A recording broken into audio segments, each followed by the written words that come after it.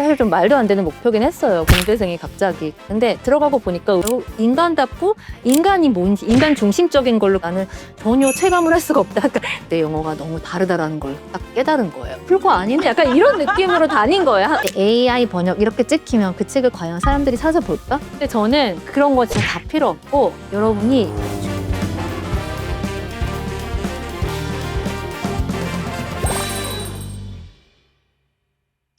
여러분 안녕하세요. 당신의 뉴욕 특파원 수진 기자입니다. 제가 오늘 또 브루클린에 와 있는데요. 그 중에서도 윈저 테라스라는 동네입니다. 이곳에 이 테라스 북스라는 좀 유명한 동네 책방이 있어서 그 앞에 와 있는데 뉴욕에는 정말 책을 사랑하시는 분들이 많고 또 그만큼 동네 책방도 많아요. 네, 브루클린에 거주하시면서 이 책방을 포함해서 다양한 동네 책방을 소개하는 책을 쓰신 작가이자 영어 원서를 80권 넘게 우리말로 번역하신 번역가님이 이 동네에 살고 계셔서 만나서 이야기를 들으러 왔습니다. 함께 가보실까요? 네, 16년차 번역가이자 작가이신 이지빈님 모셨습니다. 나와주셔서 정말 반갑습니다. 감사합니다.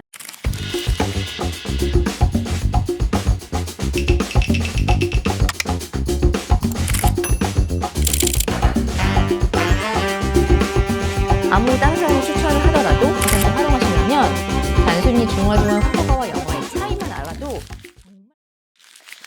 저는 정말 궁금한 게 그 지민 작가님께서 대학에서 영어와 상관없는 전공을 하셨잖아요. 어느 날 갑자기 번역가가 되셨단 말이에요. 그 여정이 굉장히 궁금하거든요. 네, 맞아요. 저는 말씀하신 것처럼 건축공학과를 졸업을 했어요. 영어랑은 전혀 상관이 없는 과를 전공을 했고 그래서 이제 원래는 그 과에 들어간 계기도 참 웃긴 게 그 당시 한국 드라마에서 좀 건축가를 멋있게 그렸잖아요. 그래서 약간 속은 거죠. 그래서 속아서 들어갔는데 가보니까 내가 생각한 거랑 너무 다른 거예요. 특히 공대니까 수업들이 막 공업 수학, 공업 과학 이런 거 위주로 이루어지고 그래서 내가 원하는 게 아니었구나라고 생각을 했는데 그냥 어쩔 수 없이 그냥 계속 그 흘러가는 데도 가서 졸업하고 그냥 건설회사까지 입사를 한 거예요. 들어가 보니까 더 내가 원했던 세계가 아닌 거죠. 그래서 5년을 어찌어찌 다니긴 했는데 좀 미래가 그려지지도 않고 나는 조금 이렇게 물론 사회생활을 제가 못한 건 아닌데 혼자서 일하고 싶다라는 생각이 들더라고요. 그러니까 프리랜서로 좀 일해보고 싶다라는 생각이 들었고 그런 열망, 그다음에 좀 내가 좀 잘하는 걸로 또 해야 되잖아요. 그냥 먹고 살 수 있는 방법이 뭐가 있을까 하다 보니까 제가 영어를 좋아했고 재밌어 하기도 했고 그리고 또 글 쓰고 책 읽고 이런 거 워낙 좋아했거든요.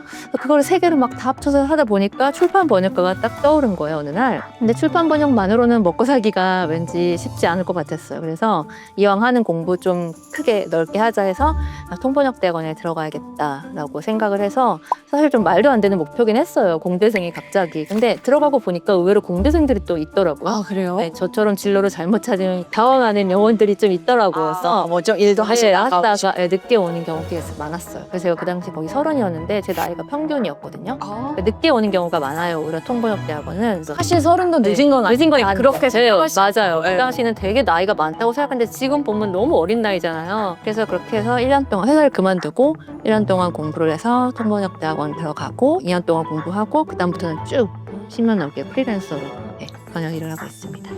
그럼 지금 뉴욕에 오신 지는 11년 정도 되신 거죠? 한국에서 하신 영어 공부로 토종 한국인으로서 이제 미국 뉴욕에 와서 영어로 밥벌이를 하면서 살고 계시잖아요. 그 한국의 영어가 미국 뉴욕에서도 통하던가요? 처음에는 사실 자신감이 되게 많았어요.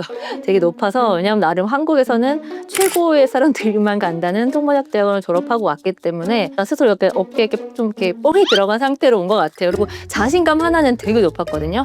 근데 제가 보기에 언어 이렇게 뭐 말하는 데 있어서 자신감 하면 반은 먹고 들어가는 것 같아요. 그렇지 않나요? 그렇죠? 영어는 기회다. 영어는 저는 기회예요. 공감해요. 맞아요. 그래서 내가 잘한다 생각하니까 별거 아닌데 약간 이런 느낌으로 다닌 거예요. 한 5년, 3년에서 5년 동안 뭣도 모르고 영어 뭐 별거 아니네. 별거 아니네. 뭐 다 통하네. 막 약간 이런 식으로 병원 가도 막 다 알아듣고 막 통번역대학원 공부할 때 의료 관련 용어를 되게 많이 공부를 했어요. 그러니까 그쪽 지문이 워낙 많다 보니까 학원에서도 그런 걸 집중적으로 시켜요. 그래서 저는 그런 거를 남들은 잘 모르는 그런 영어를 되게 잘 알고 있는 걸 나도 몰랐는데 일상생활에 네, 필요 없잖아. 맞아요. 일상 영어는 못하면서 그런 거 되게 잘했던 거예요, 제가. 근데 그걸 모르고 병원에 가니까 다 잘 들리는 거예요. 뭐 사람들이 보통 그걸 무서워해서 한국인들이 하는 병원에 많이 가시잖아요. 저는 아이들도 다 여기서 그냥 오자마자 거의 여기서 다 나거든요. 여기 그냥 미국 병원에서 미국 의사한테 가서 그때마다 자신감이 너무 충만하니까 막 의사랑 막 그냥 뭐 알고 있는 지식을 다 끌어다가 대화를 한 거죠. 근데 그 기간이 유효 기간이 있더라고요. 한 5년 정도 지나니까 갑자기 자신감이 확 떨어지는 거예요. 뭔가 대기가 있어요. 네, 아니 그런 건 아닌데 보통은 이렇게 아무것도 모르는 여행자 같은 마인드로 제가 처음에 살았던 것 같아요. 그때는 사람들이 너 영어 잘하네? 그러니까 우쭈쭈해지잖아요. 근데 내가 생활자로 여기 살고 있는데 너 영어 잘하네? 그런 얘기 들으면 이건 욕이잖아요. 약간 그런 느낌이 된 그쵸, 난 여기 네, 로컬인데. 네. 그렇게 된 거예요. 그러면서 원어민들이 하는 영어랑 내 영어가 너무 다르다라는 걸 딱 깨달은 거예요.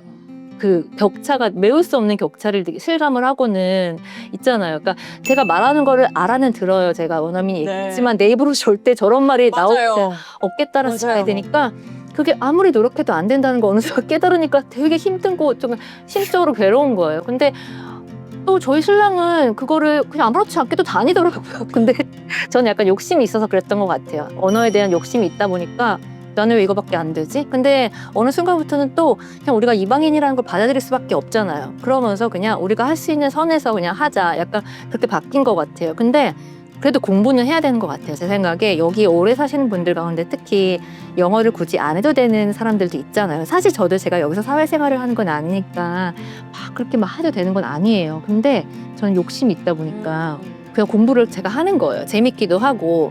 근데 그런 거를 공부를 안 하면 그냥 미국에 딱 자기가 유학 왔던 그 영어에 그대로 정체돼 있는 것 같아요. 네. 제가 진짜 너무 공감하는 게, 그러니까 뭐 저도 영어를 아주 잘하는 건 아니지만 못하는 건 아닌데, 이 원어민들이 하는 말이 그 단어 자체가 엄청 어려운 건 아닌데, 아니에요. 제가 생각하지 못하는 조합으로 말을 네. 하고 맞아요. 사고방 자체가 너무 다른 거예요. 원어민으로 다시 태어나지 않는 한 좀 힘들 것 같은데 그냥 계속 조금씩 더 공부하는 수밖에 없는 것 같아요. 네.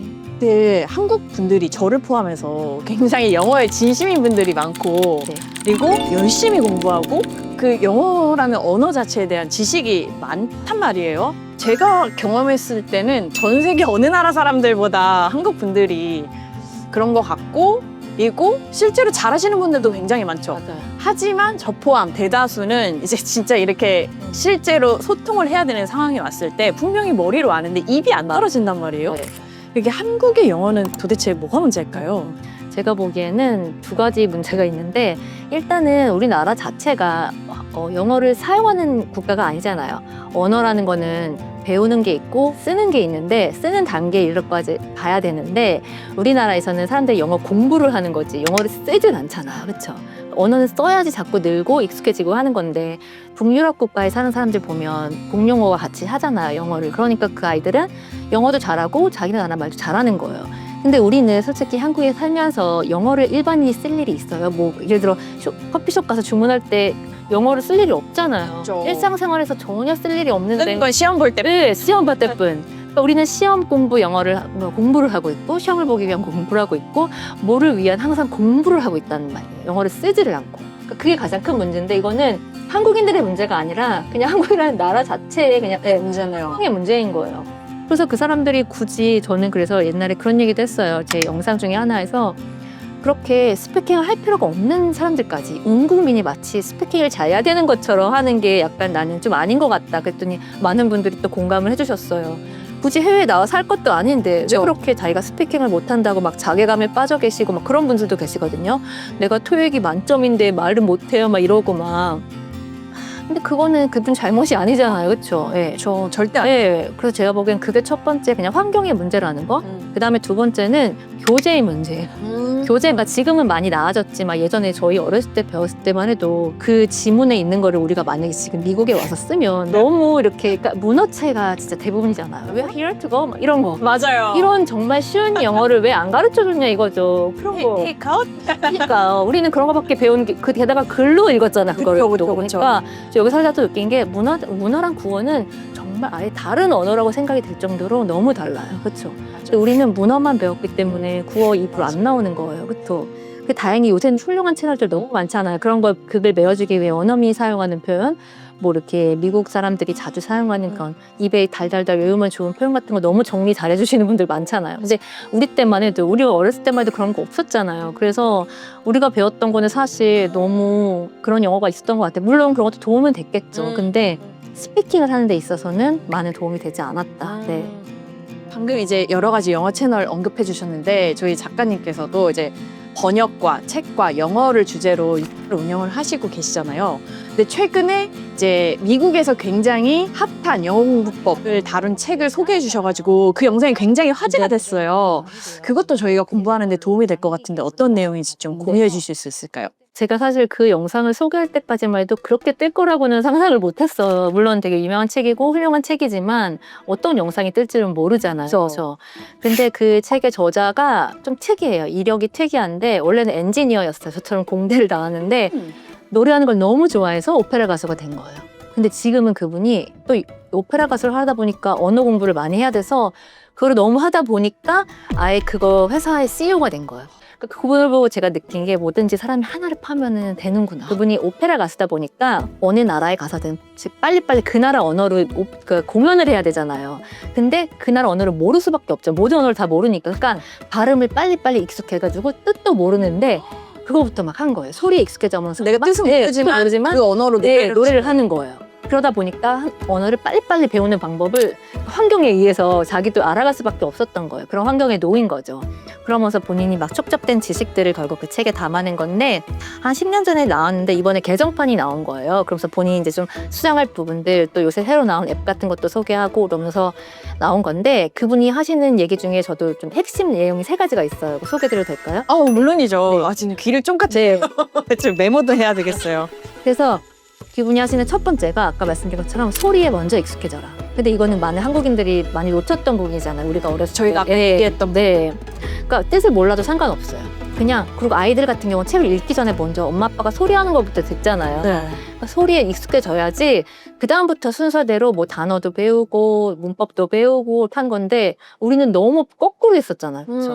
문어부터 배웠어요. 그러니까요. 근데 소리가 되면은 낯선 소리가 들려도 블라블라블라 하는 거 안 들리고 이게 뭔지 이렇게 관심을 가지면서 더 캐치가 잘 된다는 거. 그 맞는 말이잖아요. 그렇죠? 그래서 그분은 소리를 강조를 하시고 두 번째는 저도 되게 공감을 했는데 저는 번역가이지만 번역을 하지 마라. 이렇게 말씀을 하세요. 저도 진짜 공감을 해요. 왜냐면은 그 해당 언어를 받아들일 때는 그 언어를 받아들여야지 내가 머릿속에서 1대1로 예를 들어 내가 아까 여기 가서 주문을 해야 되는데 뭐지 막 하다가 테이크아웃이지 이게 그러면서 테이크아웃 이렇게 내버리면 안 된다는 거죠. 그냥 바로 투고 이렇게 나오고 for here 이런 식으로 나가야 되는 건데 우리는 그게 안 됐던 거죠. 그렇죠? 그리고 제가 원서 읽을 때도 사람들한테 그렇게 말씀을 드려요. 원서를 어느 정도 담기 이르려면 번역을 자꾸 머릿속에서 많이 하시려고 네. 그러지 마시고 그냥 그 자체로 읽으시라고. 근데 이게 사실 말은 쉬운데 그렇게 본인이 되기까지는 쉽지 않아요. 연습을 해야 돼요. 저도 그래서 사실 제가 뭐 번역하는 책을 맡을 때는 그 책을 번역하면서 읽지만 그냥 제가 재미로 읽는 책은 그냥 그 언어 그대로 읽거든요. 근데 그렇게 돼야지 내가 그 언어로 꿈도 꾸고 그 언어로 생각도 하고 그렇게 돼요. 그럼 영어로 꿈꾸세요? 꿈꾼 적이 있어요. 와, 네. 그게 진짜 거의 네. 최고인지라고 들었는데. 꿈꾼 적이 있어서 제가 어머 내가 꿈을 꾸네? 영어로 꿈을 꾸네. 그러고 이제는 환경이 그러다 보니까 그 등장 인물들인 외국인들이 많고 그러다 보니까 이제 대화들이 다 영어로 이루어지는 거죠. 꿈이 살고 있는 곳이 이곳이다 보니까 여기다 이렇게 보니 되는 것 같아요. 그래서 3번째는 그거 많이 하실 거예요. 그러니까 이 책의 부제가 그거거든요. 사람들이 많이 제가 보기 영상을 많이 보신 이유가 부제가 되게 솔깃해서 그런 것 같아요.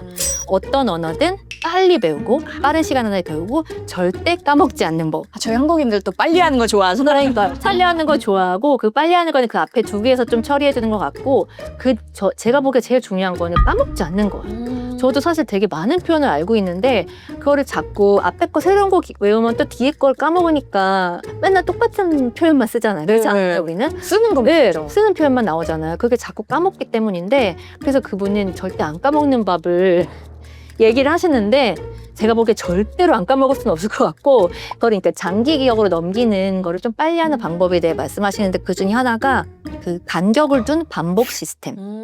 그거 있잖아요. 내가 처음에 이 새로운 단어를 배웠어요. 피아노를 배웠어요. 그러면 그 단어를 일주일 후에 또 보는 거예요. 그 다음에는 뭐 한 달 후에 또 보고 이런 식으로 하면은 계속 간격을 넓혀가면 언젠가는 장기 기억으로 넘어간다. 그 얘기를 하시는 거예요.